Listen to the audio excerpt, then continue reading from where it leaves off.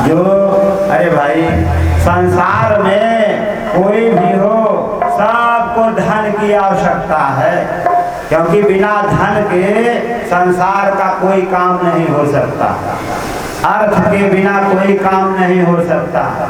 अगर कोई धनहीन है और किसी धनवान को देखा तो मन में होता है कि भाई हमारे पास भी 10-20 हजार आ जाए तो हमारा भी काम चलने लगे।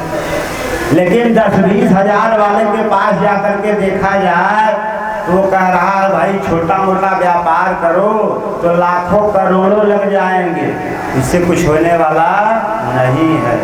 लाखों करोड़ों जिसके पास है उसके पास भी जा करके विचार किया जाए भाई आपको सुख है, शांति है, तो वो भी कहेगा अरे नहीं भाई हमारे पास क्या है।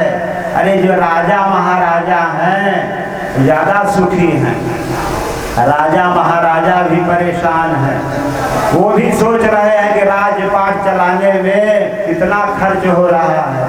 हमसे ज़्यादा सुखी तो देवी देवता हैं। बड़ा सुंदर भाव है, देखें। धनहीन कहें धनवान सुखी, धनवान कहें सुख राजा को हारी।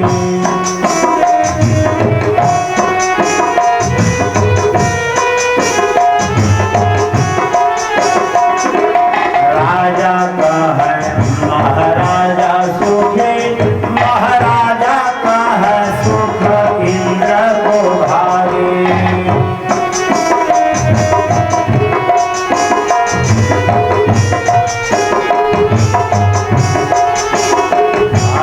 इंद्र कहें चतुरानन सुखी, चतुरानन कहें सुख विष्णु को भारी।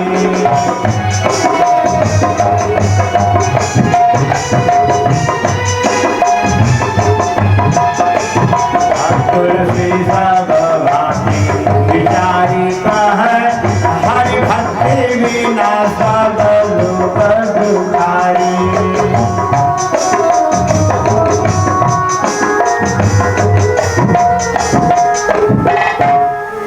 विचार करें, राजा महाराजा कह रहे हैं कि ब्रह्मा जी ज्यादा सुखी हैं, चतुरानन। सप्तलोक में ब्रह्मलोक में जाकर के देखा गया तो ब्रह्मा भी परेशान है। ब्रह्मा का कहना है जैसे कुम्हार है रात दिन चाक चला रहा है, कभी छोटे छोटे बर्तन बनाया, दियाली बनाया, पुरवा बनाया, छोटा कलश, बड़ा कलश, वैसे मैं भी परेशान हूँ, छोटे छोटे जीव बना रहा हूँ। खटमल बनाया, मच्छर बनाया, चींटी बनाया, बड़े बड़े जीव, हाथी बनाया, बैल, गाय, ऊंट, न जाने क्या क्या बना रहा हूँ। रात दिन चाक चल रहा है। ब्रह्मा जी जब थके तो बैठ करके एकांत में ध्यान कर रहे थे। नारद जी पहुँचे। नारद जी ने कहा पिताजी आपको मैं सर्वश्रेष्ठ समझ रहा था, अब आप बैठ करके किसका ध्यान करते हैं? आप बताइए, आप महान हैं, श्रेष्ठ हैं, किसका चिंतन कर रहे हैं? ब्रह्मा जी ने कहा बेटा तुम्हें पता नहीं, हमारे ऊपर भी एक सर्वशक्तिमान है। कथा बतानी प्रारंभ कर दिया। कहा मेरी उत्पत्ति कहाँ से हुई? नाभि कमल से। विष्णु भगवान के नाभि से कमल निकला। वैसे तो सृष्टि क्रम में सब जल ही जल था, संसार में कुछ नहीं। भगवान को लीला करने की इच्छा हुई तो भगवान ने एक अंडाकार स्वरूप तैयार किया, उसी में शयन कर रहे हैं। उसको फोड़ करके भगवान का मुंह निकला, हाथ निकला, पैर निकला। भगवान के नाभि प्रदेश से स्वर्णिम कमल निकला। कमल पर विधाता ब्रह्मा जन्मे। ब्रह्मा को मोह हो गया कि मैं कैसे आया, कहाँ से आया। कमल नाल में घुसे, कई हजार वर्ष तक जाते रहे, कमल दल का पता नहीं पाए। नेति नेति साधु साधु कह करके बाहर आ गए, कमल दल पर विराजमान हुए। चारों ओर देखा तो ब्रह्मा के 4 मुख हो गए, विधाता के 4 मुख हो गए। कुछ नहीं, केवल जल ही जल दिखाई दे रहा है। सोचा कि मेरी उत्पत्ति क्यों हुई है। आकाशवाणी हुई, अरे ब्राह्मण, यदि अपना कल्याण चाहते हो ना तो तप करो। तप, दो शब्द निकला, तप। उसी शब्दों पर शोध किया, लगे तपस्या करने।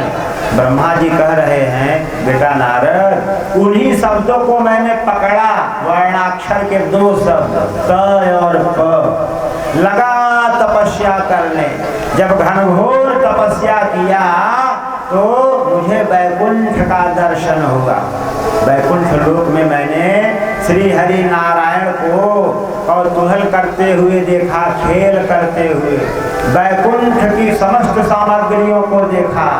श्री हरि नारायण ने आदेश दिया, जाओ सृष्टि करो।